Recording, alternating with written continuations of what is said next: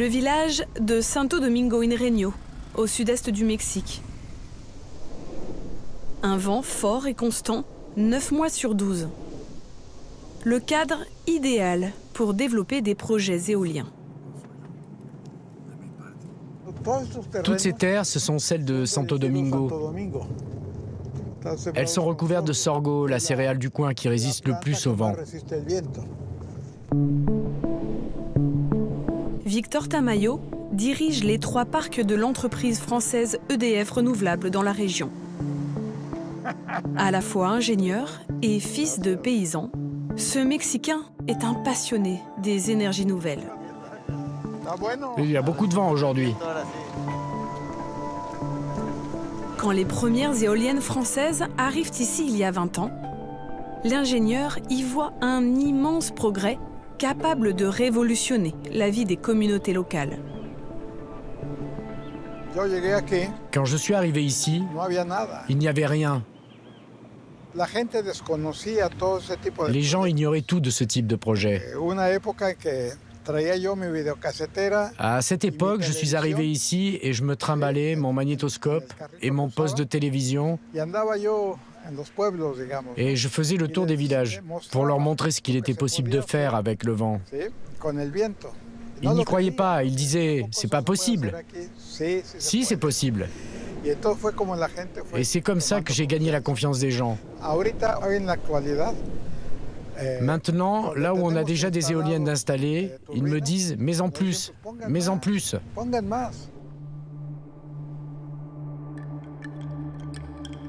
Mais à quelques kilomètres de là, la réalité est tout autre. Tout a commencé en 2014, quand Ressus accepte de louer ses terres à Renovalia Energy. La compagnie d'électricité espagnole construit alors une centaine d'éoliennes tout autour de chez lui. En échange, elle lui verse chaque année l'équivalent de 3 000 € pour son terrain de 10 hectares.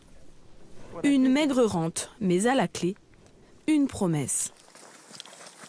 Mon rêve, c'était qu'ils construisent une école pour mon village. Ils m'ont dit que oui, ce serait possible. C'est pour ça que j'ai signé avec cette entreprise. Mais c'était des mensonges. Quand je me suis rapproché d'eux, ils m'ont dit « Est-ce qu'il existe des traces écrites de ce projet ?» Je leur ai dit non. « Mais vous m'avez donné votre parole, et ici ça compte. » Mais ils m'ont dit que non, ça compte pas. Ressus découvre qu'il lui est impossible de rompre le contrat. Il est pieds et poings liés pour 30 ans.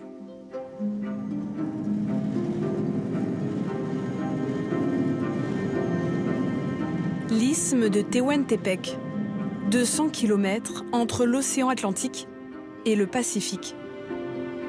Au sud de cette région, un petit bout de terre battu par les vents, au cœur d'une véritable conquête étrangère. Français, japonais et surtout espagnols. Au total, 30 parcs, soit 2000 éoliennes, sur l'équivalent d'un petit département français. C'est pratiquement une éolienne tous les kilomètres carrés. Les étrangers auraient investi 10 milliards d'euros depuis 25 ans. Un chiffre qui donne le tournis, alors qu'au pied des mâts d'acier, les habitants vivent avec 3 € par jour. Le revenu qu'on demande, c'est rien comparé aux bénéfices des entreprises. Elles font des bénéfices exorbitants. Une ruée vers le vent, devenue une guerre de territoire. C'est tout petit comparé à la taille des parcs autour. Derrière l'argument du changement climatique, ils sont en train de nous expulser et de nous dépouiller de notre territoire. Mais l'appât du gain déchire les communautés. Ce sont toujours les mêmes qui sont contre tout et en faveur de rien. Leur but est de nous détruire, nous, les paysans. Alors que ces conflits mènent parfois au pire, la France, pionnière des énergies éoliennes dans cette région, y a-t-elle encore une place ?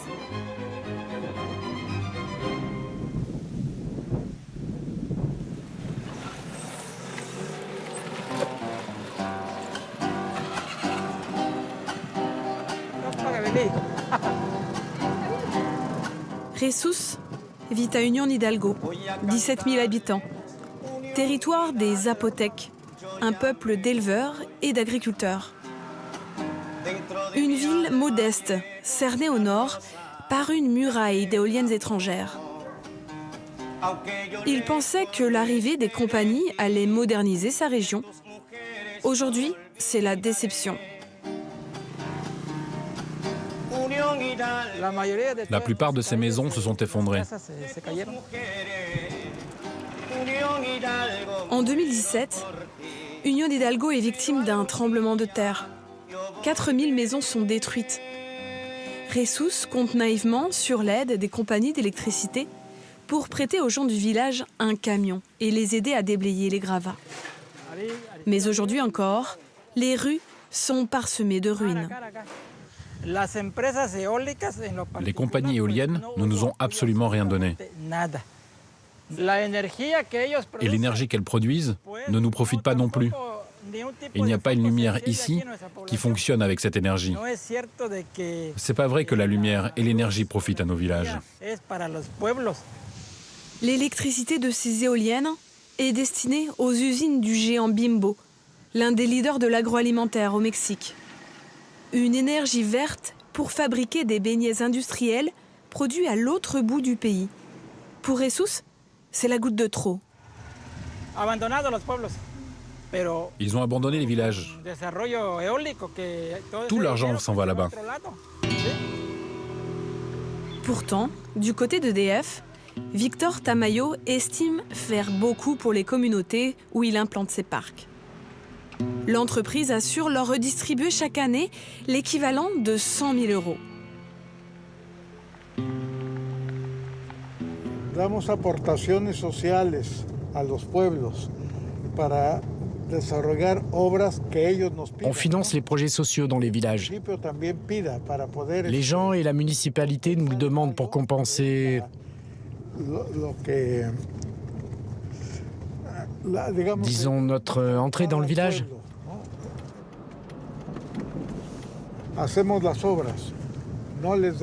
On fait les travaux, on ne leur donne pas d'argent. S'ils veulent qu'on répare la route, on voit combien ça coûte. Et c'est comme ça que nous travaillons avec les communautés. Mais quand on le fait réagir sur l'état des routes, il donne une réponse un peu gênée. Oui, mais bon, l'avantage de ce village, c'est que les rues sont larges.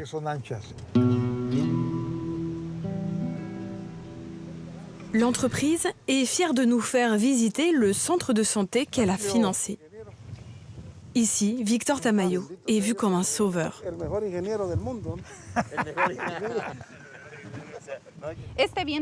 Ce vent qui souffle aujourd'hui, c'est une bénédiction. Il nous donne du travail, nous donne de la sécurité et plus de stabilité économique. Cette clinique est censée désengorger celle que compte déjà le village de 7500 habitants.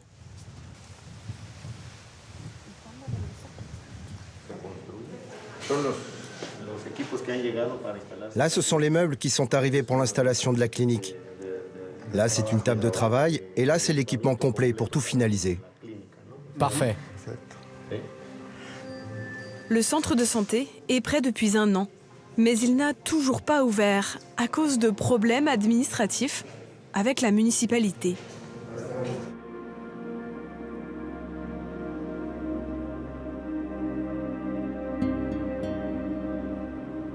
À quelques pas de là, ces propriétaires terriens, sous contrat avec EDF, auraient aimé que l'argent injecté dans ce projet leur revienne.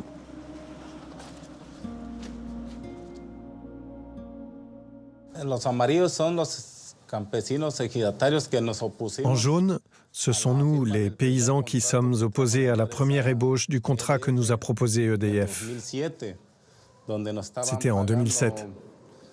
Ils voulaient nous payer vraiment peu pour la location de nos terres. Donc, on a créé un groupe de propriétaires dans le but que l'entreprise augmente le montant de la rente. Tout ce qui est en jaune, ce sont tous les propriétaires qui se sont ralliés à notre cause.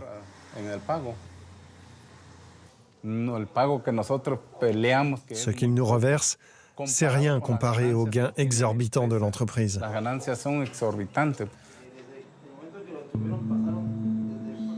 Ils obtiennent finalement gain de cause en 2017, mais repartent au combat pour demander une prime annuelle de 600 €. L'entreprise française fait la sourde oreille. José et 10 autres camarades campent alors devant les portes du parc. «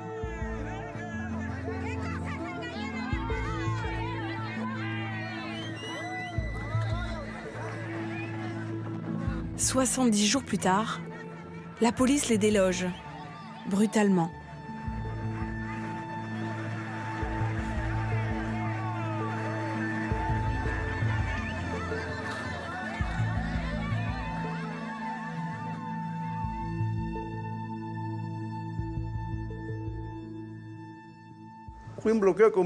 Je manifestais avec mon fils pour réclamer le travail qu'on lui avait promis. La police est arrivée. Elle nous a conduits jusqu'à la ville de Oaxaca. Parmi nous, certains sont tombés malades. Aucune autorité ne nous a aidés. Ni la municipalité, ni le gouverneur de la région. Personne. On était perdus. Ils ont été détenus de manière injuste. Les avocats parlent d'une disparition forcée parce qu'il n'y a pas eu d'ordre d'arrestation. On les a mis dans une unité blindée, sans lumière et sans oxygène. Et c'est dans cet état qu'ils les ont amenés jusqu'à la capitale. Beaucoup de camarades ont vomi et la police n'en avait rien à faire. C'est une terrible violation des droits humains.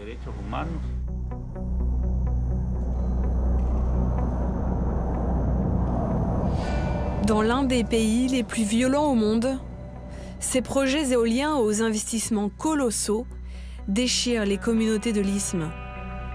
Selon les organisations des droits de l'homme, une vingtaine de personnes seraient mortes depuis 2018 dans des conflits sociaux liés de près ou de loin à l'énergie verte.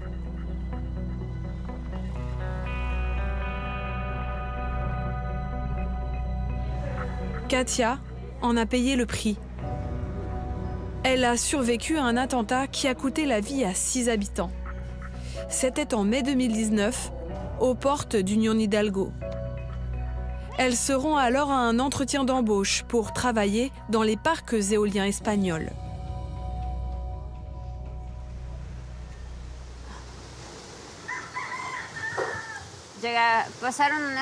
Des camionnettes sont arrivées, on pensait que c'était des ouvriers.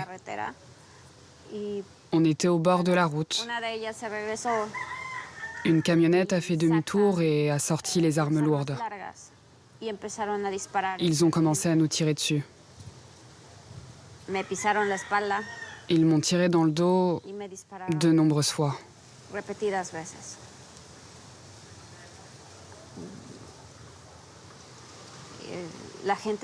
Les gens étaient fous de partout. Ils criaient, ils pleuraient. Katia a reçu 14 impacts de balles.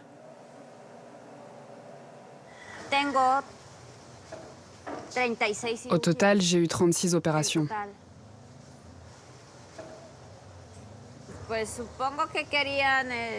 J'imagine qu'ils voulaient semer la panique pour qu'on se disperse. Je suppose qu'ils cherchaient le chef du syndicat. Katia s'est en fait retrouvée au cœur d'un règlement de compte. Le gang armé qui l'a visée était vexé de ne pas avoir décroché ses emplois au sein des parcs. Il y a un intérêt économique très important. Les gens cherchent seulement à gagner de l'argent et rien d'autre ne compte. Il devrait y avoir plus de travail, plus d'opportunités du fait de la présence ici des compagnies étrangères, mais c'est tout le contraire.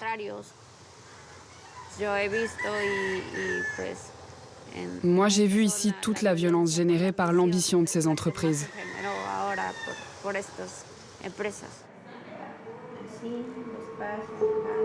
Désormais paraplégique et mère célibataire d'un garçon de 5 ans, elle a finalement décroché un travail au sein du parc éolien espagnol Acciona, l'un des plus grands de l'Istme.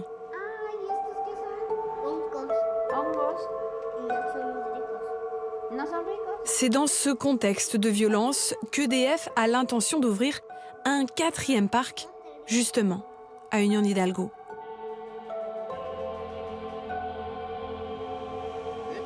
On y retrouve Jesús, accompagné d'autres propriétaires terriens ou simples citoyens, qui tous refusent l'arrivée de ces nouvelles éoliennes dans des champs déjà saturés. Là, c'est Santo Domingo, La Ventosa, Gamesa, Binis, Tipados, Eólica del Sur, EDF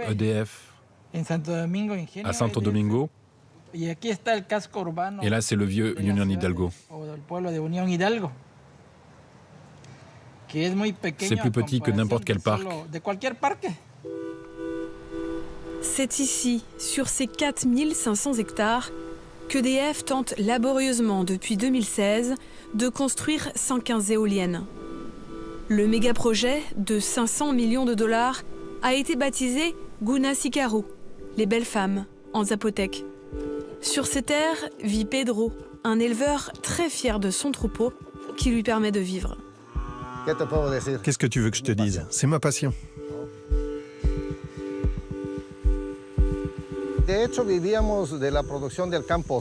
Avant, on vivait de ce qu'on produisait.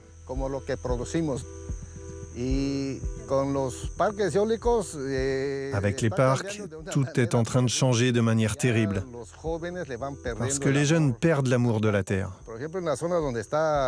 Par exemple, dans la zone de Renovalia Energy, avec ses parcs Piedra Larga 1 et Piedra Larga 2, il y avait plus de 5000 hectares de sorgho, 1000 hectares de maïs, 50 hectares de sésame. Entre les rangs, on semait des courges, des haricots et maintenant plus rien. S'il reste 15 hectares de sorgho, c'est le maximum. Tout ça parce que ces gens reçoivent un chèque à la fin de l'année. Ils ont complètement abandonné les champs. Pour tenter de faire annuler ce projet de parc, Pedro et les autres opposants d'Unión Hidalgo se sont entourés de ces 2 avocats mexicains. Ils font partie de l'organisation des droits de l'homme Prodesc, l'une des plus influentes du pays. Quand EDF est arrivé, est-ce qu'ils t'ont informé des impacts qu'aurait le projet sur ton terrain et la communauté?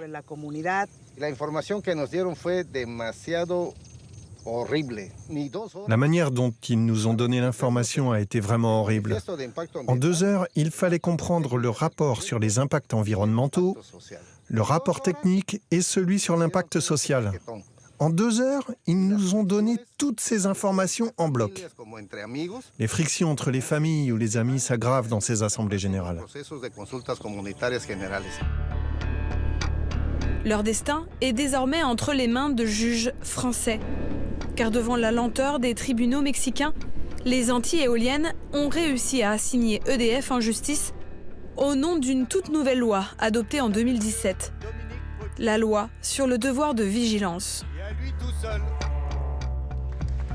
Ce texte novateur enjoint les grandes entreprises non multinationales d'avoir vis-à-vis de leurs filiales et de leurs sous-traitants des devoirs, un plan de vigilance pour prévenir les atteintes aux droits de l'homme, à l'environnement, pour lutter contre la corruption et réparer les dommages faits aux victimes. Elle est une fierté parce qu'elle fait justice aux esclaves modernes d'une mondialisation sans foi ni loi. Cette loi sur le devoir de vigilance nous offre une option supplémentaire.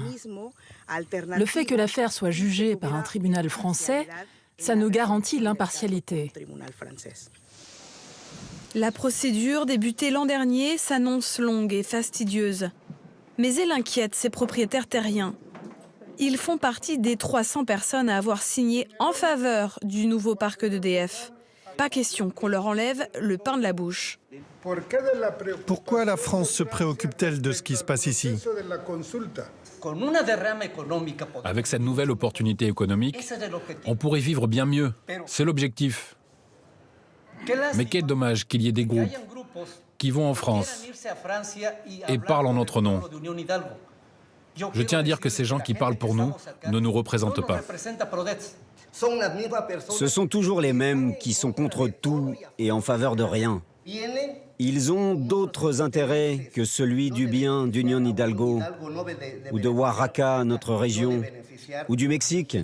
Leur seul but est de nous détruire, nous, les paysans.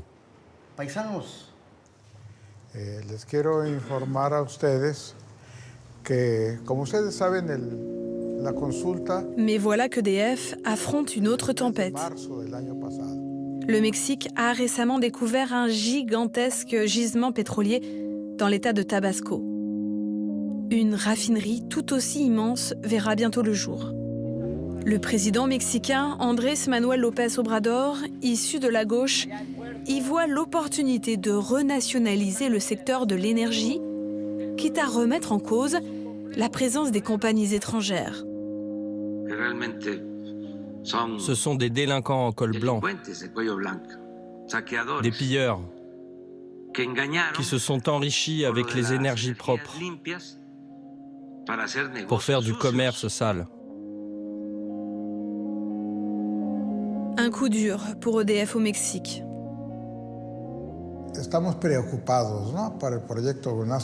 On est très inquiet pour le projet Gudin-Sicarou. Vous avez vu l'attitude des gens? Ils attendent ce projet. Il y a donc un risque social. Comment vont réagir les propriétaires si le gouvernement donne une réponse défavorable et que le projet ne voit pas le jour?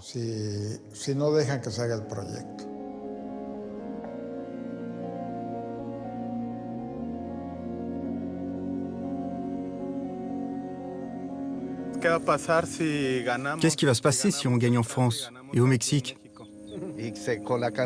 Si le projet est annulé, ils vont nous découper en morceaux.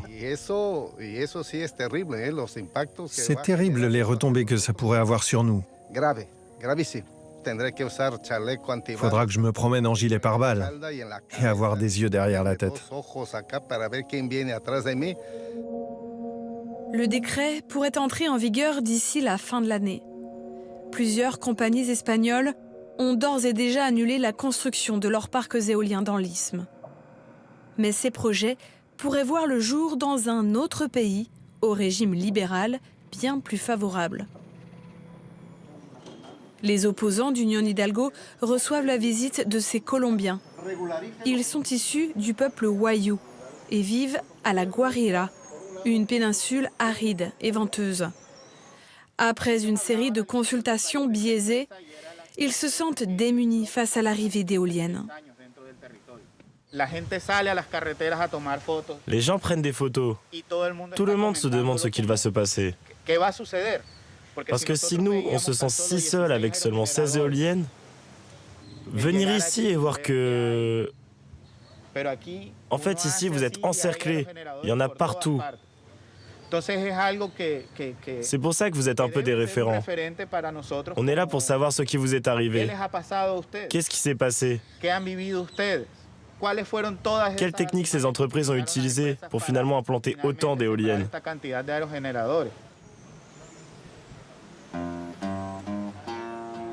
Comme un air de déjà-vu, la Guajira semble le nouvel Eldorado des éoliennes. 65 parcs, 2 fois plus qu'au Mexique, pourraient bientôt sortir de terre. Lubero celo